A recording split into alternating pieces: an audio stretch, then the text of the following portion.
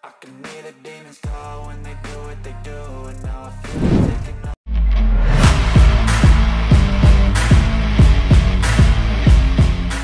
Siasat Indra Syafri hadapi Uzbekistan, rival kepandasan. Timnas Indonesia U24 yang ditangani oleh pelatih Indra Syafri telah melakukan persiapan serius untuk menghadapi pertandingan babak 16 besar Asian Games 2022 melawan Uzbekistan. Dengan kedatangan Ramadan Sananta yang akan memperkuat lini depan, harapan untuk melangkah lebih jauh dalam turnamen ini pun semakin membesar. Yang mana latihan tim telah dilakukan di lapangan Hangzhou Changqing Sports School Southeast Hangzhou pada tanggal 26 September 2023 kemarin. Indra Syafri sendiri berharap timnya bisa tampil dengan maksimal dalam pertandingan tersebut dan memohon doa serta dukungan dari masyarakat tanah air. Sementara itu, pelatih Indra Syafri mengaku telah menyiapkan game plan dan menganalisis permainan Uzbekistan. Per hari ini kita sudah menyiapkan game plan dari hasil laporan tim analis tentang kualitas pemain-pemain dari Uzbekistan. Mudah-mudahan, mohon doanya, tegas Indra Syafri. Sementara itu, merapannya Sananta ke Cina menjadi sorotan tersendiri bagi media Vietnam The Top 24/7. Mereka menilai bahwa kehadiran Ramadan Sananta akan memberikan dampak positif bagi skuad Garuda, terutama dalam meningkatkan potensi serangan mereka. Hal ini menjadi sangat penting mengingat lini serang timnas Indonesia U24 memang belum memberikan performa yang memuaskan selama babak penyisian grup. Menghadapi lawan kuat seperti Uzbekistan memang membutuhkan pemain penting seperti Ramadan Sananta. Indonesia memanggil bala bantuan besar untuk babak 16 besar. Kehadiran Ramadan Sananta diharapkan dapat mendongkrak potensi serangan timnas Indonesia U24 semakin meningkat. Tulis The Top 24/7. Sementara itu, laga sore nanti menghadapi Uzbekistan pun akan menjadi kesempatan bagi timnas Indonesia untuk mengakhiri rekor buruk tak pernah menang atas tim asal Asia Tenggara tersebut. Yang mana Indra Syafri diprediksi tidak banyak mengubah skema permainan yang biasanya menggunakan formasi 4-3-3. Dengan ini, beban di pundak Ramadan Sananta pun bakal sangat berat ketika memainkan duel lawan Uzbekistan, sebab dia diharapkan bisa menjadi mesin pendulang gol bagi timnas Indonesia. Hasil nyata kolaborasi Sintayong dan Indra Syafri. Sebagaimana diketahui, pelatih timnas Indonesia saat ini dipegang oleh juru taktik asal Korea Selatan Sintayong. Saat baru mulai menangani timnas Indonesia, pelatih berusia 52 tahun itu langsung menangani tim nasional sejak kelompok U19 hingga senior. Akan tetapi padatnya jadwal timnas Indonesia 2023 membuat Sintayong keteteran. Sebab itulah ajang SEA Games 2023 di Kamboja kemudian diambil alih oleh Indra Syafri, pelatih kawakan yang kala itu tengah menduduki jabatan sebagai Direktur Teknik PSSI. Ini menjadi pertama kali bagi Indra Syafri memegang jabatan pelatih timnas Indonesia kembali setelah sekian lama melepas status pelatihnya. Selain itu, ini juga menjadi awal mula munculnya kolaborasi antara Sintayong dan Indra Syafri.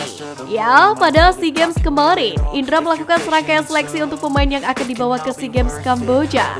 Di antara yang lolos, ex-pelatih timnas Indonesia U19 di Piala AFF 2013 itu mengkombinasikan, yakni antara pemain-pemain anyar pilihannya dengan pemain yang telah dibentuk oleh Sintayong. Beberapa nama anyar yang dibawa diantaranya adalah Muhammad Haikal Al-Hafiz dan Jim Kelly Stroyer. Sedangkan nama anak didik Sintayong adalah Marcelino Ferdinand, Pratama Arhan, hingga kapten tim Rizky Ridho.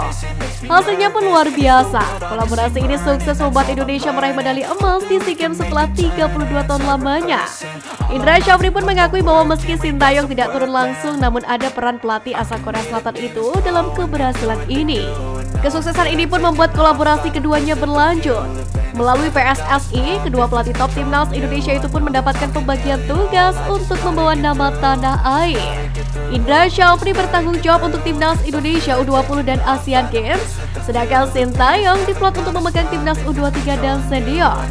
Kolaborasi ini kembali manjur saat gelaran Piala AFF U23 2023 kemarin.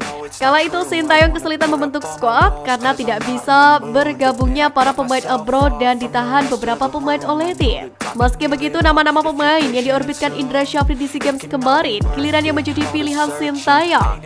Hasilnya skuad Garuda sukses melaju ke babak final pada ajang ini. Dengan kolaborasi di antara kedua pelatih ini, timnas Indonesia pun kini seperti memiliki banyak pemain dengan kemampuan yang di atas rata-rata. Lebih berkualitas dibanding Cina, nama baru pemain naturalisasi timnas Indonesia dipuji media asing. Langkah PSSI dengan melakukan naturalisasi sejumlah pemain hingga saat ini memang masih menimbulkan pro dan kontra. Menariknya, justru negara lainlah yang memberikan full pujian dengan langkah naturalisasi pemain di timnas Indonesia ini. Salah satu media asing yang menyebut bahwa naturalisasi pemain di timnas Indonesia lebih baik jika dibandingkan dengan Cina. Seperti yang diketahui, sejumlah negara termasuk Cina memang juga mengambil langkah melakukan naturalisasi untuk memperkuat skuad tim nasional mereka.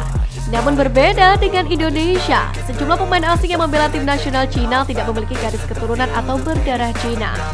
Hal ini yang dianggap media Korea Selatan Best 11 sebagai langkah jitu dari timnas Indonesia untuk memperkuat skuad peserta Sintayong. Ini bukan naturalisasi seperti di Cina, di mana banyak uang yang dikeluarkan untuk pemain tidak terkait. Para pemain di Indonesia merupakan pemain keturunan Indonesia yang lahir di Eropa, khususnya Belanda atau Belgia. Ulas media Korea Selatan tersebut. Sementara itu, terbaru timnas Indonesia dikabarkan kembali mendatangkan pemain naturalisasi grade A jelang bergulirnya Piala Asia 2023. Ryan Flamingio sendiri saat ini sedang dipinjamkan Sassuolo ke klub Belanda FC Utrecht. Meski sebagai seorang bek, Ryan termasuk pemain yang doyan mencetak gol.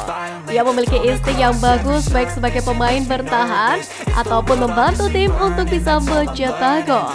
Sementara di beberapa video, Ryan terlihat beberapa kali mampu melakukan intercept dan memblok peluang pemain lawan untuk mencetak gol.